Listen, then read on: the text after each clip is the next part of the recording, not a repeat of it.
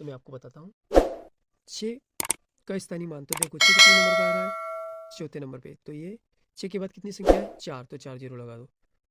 ये तो 6 का स्थानीय मान हो गया। अब इसका अंकित मान क्या है, 6। ठीक है, अब देखो अंकित मान हमारा क्या है, जो अंकित कर रखा वो 6। तो इसमें अंतर पूछा, तो इसमें से 6 घटाएंगे तो क्या मिलेगा, 5994। बस इसमें से घटाने पर ये आपका ए वाला राइट है। अब देखो दूसरा प्रश्न। दूसरा प्रश्न है 1023 में शून्य का स्थानीय मान। तो देखो शून्य का स्थानीय मान तीसरे नंबर पे कितनी संख्या है उसके बाद 2, तो इसमें 23, मतलब आप 100 का गुणा करो या 23, इसका तो मान ही डायरेक्ट जीरो ही आने वाला है। ठीक है, देखो यहाँ पर दे रखा है तीसरा प्रश्न। तीसरा प्रश्न, इसमें 8 का स्थानीय मान क्या होगा। तो देखो 8 कितने नंबर पे आ रहा है, तीसरे पर। इसके बाद कितनी संख्या, 2, 2 जीरो लगा दो। ये 800 आपका राइट आंसर सी। ठीक है, ये सी हो गया। देखो उसके बाद चौथा प्रश्न। प्रश्न बहुत ईजी आएंगे, आप केवल प्रश्न को ध्यान से पढ़ लेना।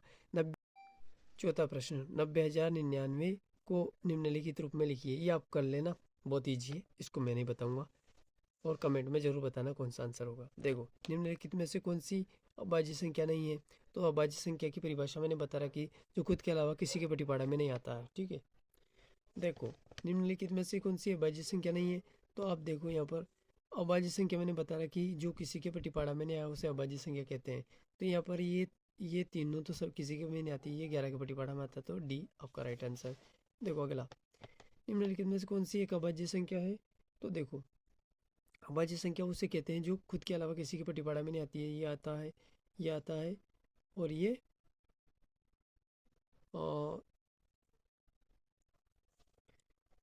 यहाँ पर ये 19 के पटिपाड़ा में आता है, ये आता है, ये नहीं आता है किसी के में। तो ये आपका अभाज्य संख्या हो गई। ठीक है, देखो अभाज्य संख्या समझ गए ना।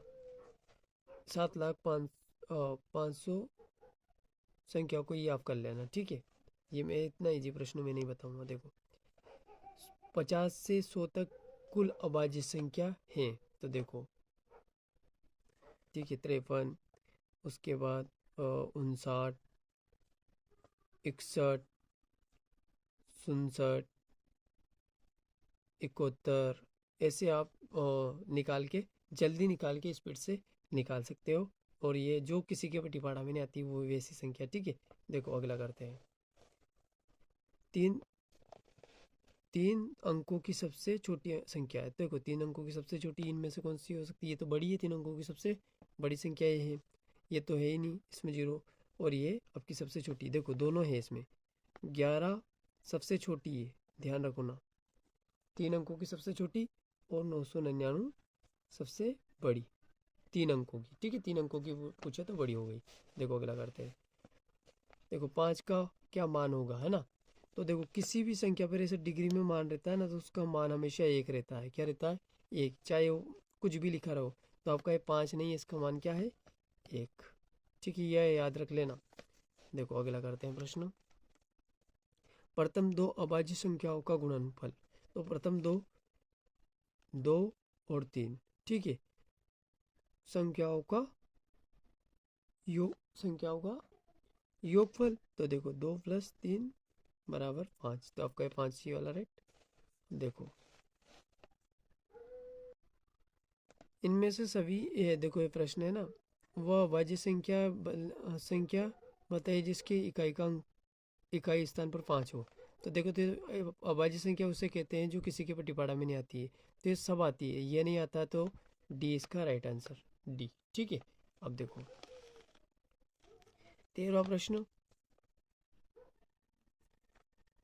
वह अभाज्य संख्या बताइए जो सम और अभाज्य है। तो देखो अभाज्य ये तो देखो ये विषम है, ये सम है, ये भी सम है, दोनों सम सम है। लेकिन ये अभाज्य नहीं है, अभाज्य केवल 2 है, तो इसका राइट आंसर 2 है। ठीक है, 2 सम भी है और अभाज्य भी है, किसी और के पटिपाड़ा में नहीं आता है। देखो अगला प्रश्न है, सरल है, 14वां प्रश्न। इतना ज़्यादा नहीं पढ़ना, डायरेक्ट आंसर भी देखो पूछ क्या रहा है, प्रश्न क्या पूछ रहा है। तो देखो यहाँ पर दे रखा है 3 का स्थानीय मान। तो 3 लिखो पहले, कितनी संख्या है, 1, 2, 3, तो 3 जीरो लगा दो। ये आपका राइट आंसर स्थानीय मान किसके लिए है, स्थानीय मान के लिए। ठीक है, अब देखो अगला प्रश्न, निम्न में 3 किस संख्या का स्थानीय, किस संख्या इकाई स्थान पर है। देखो 15वां प्रश्न, देखो यहाँ पर निम्न में 3 किस संख्या का इकाई स्थान पर है। तो देखो यहाँ पर इस इकाई स्थान जो पहले अंक को बोलते हैं इकाई, देखो यहाँ पर मैं कुछ बता भी देता हूँ, इकाई, दाई, सैकड़ा, हजार, 10,000 जो भी होता है वो, तो इकाई पर कौन है 3। ठीक है, ये राइट है। 16वां प्रश्न देखो, किसी भी संख्या के ऊपर डिग्री जैसा दे रखता है तो आप डायरेक्ट बता रखा मैंने कि इसका मान क्या होता है 1, है ना, तो ये हो गया। ठीक है, अगला 17वां प्रश्न, निम्न में से अभाज्य संख्या कौन सी है। तो अभाज्य संख्या देखो ज़्यादा बड़ी रहती है ना, तो आप लास्ट की 2 अंक दे लो, रख लो, है ना, ऐसे, और उस अंक में भाग देके देख लो। अगर उसमें पूरा भाग जाता है तो वो अभाज्य संख्या नहीं है, क्योंकि अभाज्य संख्या किसी के भी पट्टीपाढ़ा में नहीं आती है। तो देखो यहाँ पर 2 अंक में आप 2 भी दे सकते हो, अगर जा रहा है तो 3 भी दे सकते हो। ठीक है, तो देखो बड़ी संख्या में आपको भाग देने में भी दिक्कत आती है, तो इनका गुणनखंड जैसे ऐसे निकालते हैं, निकाल लो। देखो 161 है ना, तो ये 7 से देखो, 7 1 7 7 दूनी 14, 2 बार जाता है, और 2 बचा 7, 2 बचा 7 तिया 7 को 7 7 दूनी 14 7 21। ठीक है, फिर आपको 23 से जाएगा, ये एक आ गया, एक तो यही, तो इसका 7 और 23 इसका मल्टी, मतलब ये 2 से जा रहा है तो ये है ही नहीं। उसके बाद देखो 200 ये है। अब इसको भी आप ऐसे गुणनखंड कर लो। ठीक है, ये वाली संख्या इसको भी काटो, 2 से नहीं जाएगी। आपको विभाज्यता का नियम याद रहे ना, तो ये जल्दी कर सकते हैं। देखो ये किसी से भी नहीं जाने वाला है, 2 से नहीं जाएगा, 3 4 से नहीं जाने वाला, 5 से नहीं जाएगा, ये 11 से 11 उससे भी नहीं जा रहा है, 12 से तो नहीं जाएगा क्योंकि पीछे एक दिख रहा है, 13 से चेक कर लो, 13 1 13, और कितने बचे, और इधर 7 इधर और 2, 7 और 2 9, हाँ 13 7 51। ठीक है, अब देखो ये भी जा रहा है। ठीक है, ये भी जा रहा है।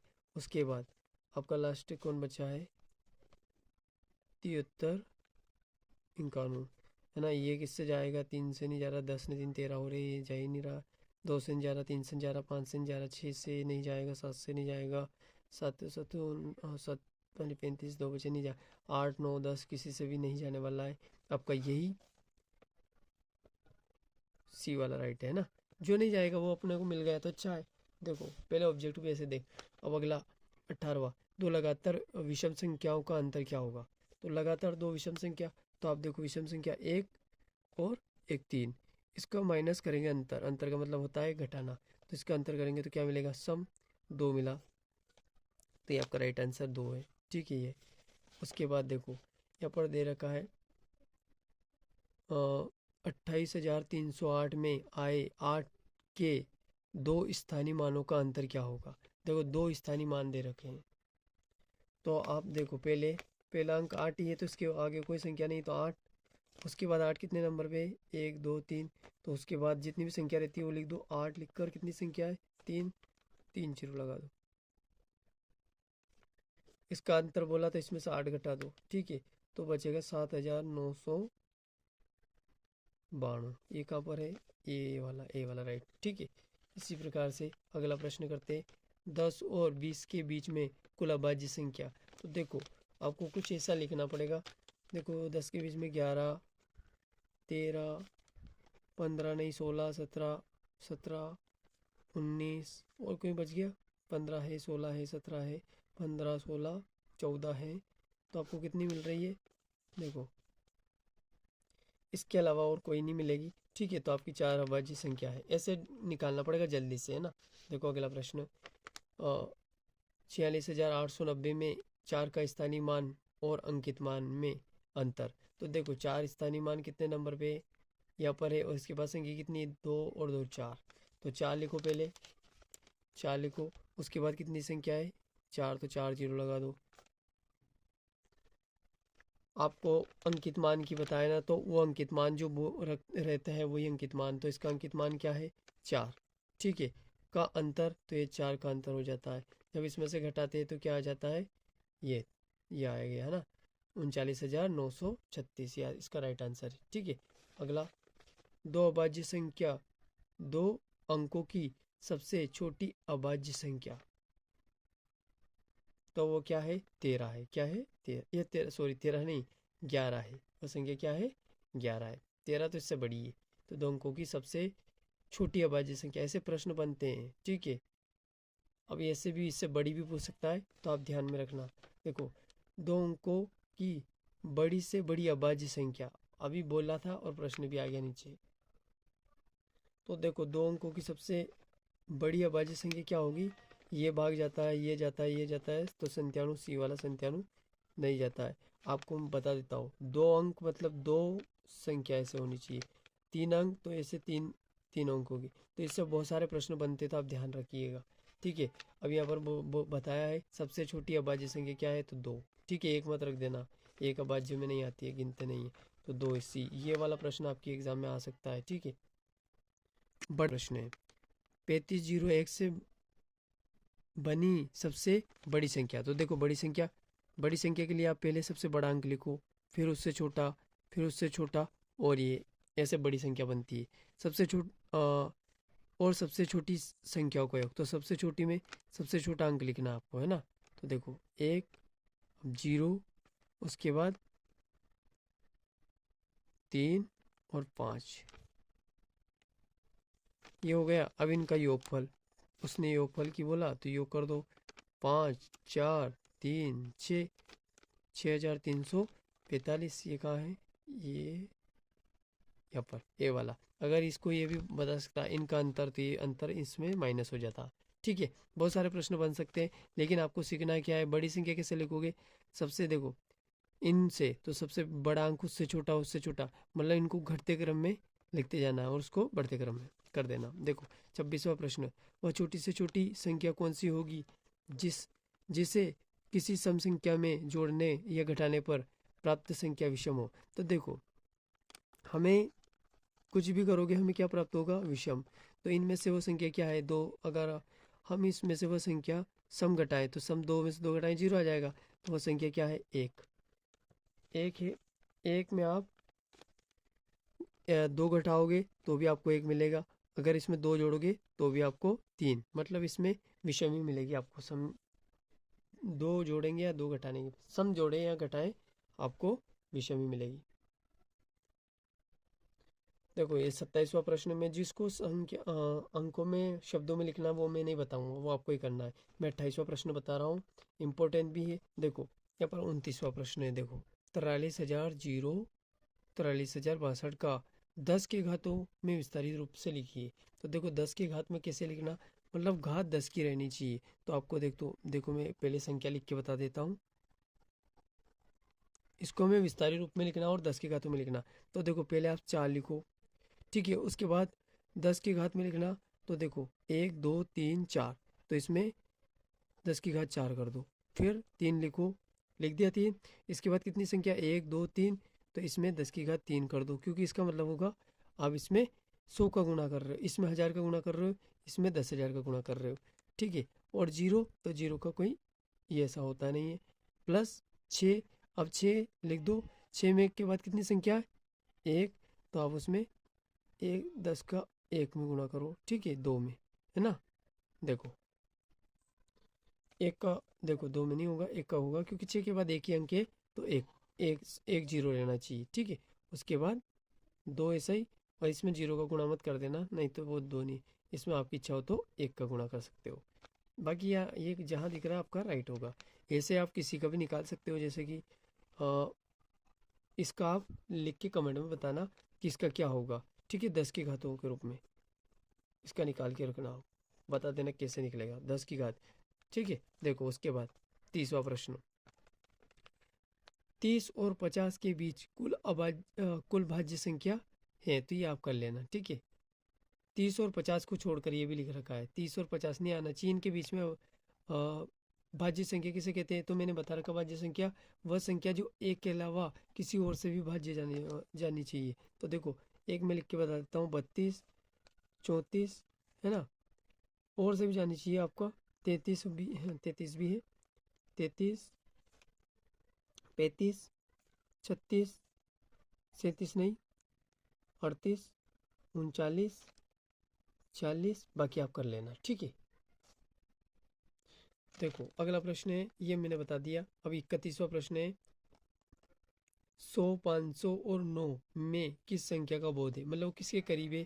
तो देखो ये सी मतलब 100 होता है ना, और ये डी मतलब 500, ठीक है, प्लस, और ये आई एक्स का मतलब होता है 9, ठीक है। तो ये इनको जोड़ेंगे तो 500, 600, तो 600 के करीब है, तो ये आपका राइट आंसर हो, क्योंकि इसमें आंसर दे ही नहीं रखा। रोमन में सी किसका संकेत है, 100 का, ठीक है, ये राइट हो चुका है। देखो यहाँ पर ये दे रखा है, मैं इसको ये भी बता सकता हूँ ये कितना होता है 60, लेकिन आप देखो इसको यूँ भी निकाल सकते हैं, एल का मतलब 50, ठीक है। उसके बाद ये डबल एक्स मतलब 20 होता है, या 10 से भी आप कर सकते हो, और ये इसका मतलब होता है 8, तो देखो ये कितना हो गया 70 और ये 78, ये ऐसा राइट आंसर आ सकता है। अगर आपको ऐसा नहीं लाना तो आप ऐसे अलग अलग करके ला सकते हो, और ये गिनती में भी ऐसे लिखते हैं 78 ही है, ठीक है। अगला उसके बाद देखो यहाँ पर प्रश्न दे रखा है 16,540 का अनुवर्ती, मतलब अनुवर्ती, परवर्ती, परवर्ती, उत्तरवर्ती, ये तीनों एक ही है, अनुवर्ती, ठीक है। अब देखो इनमें एक जोड़ना बस, तो 40 में एक जोड़ दोगे तो 41 ही आ जाएगा आपका राइट आंसर, ओके। पूर्ववर्ती इसमें से एक कम कर दो बस, पूर्ववर्ती एक कम करना, तो ये साथ वाला ये राइट आंसर हो जाएगा, देख लेना, हाँ ये राइट है। 1 से लेकर 20 तक की सभी सम संख्याओं का योगफल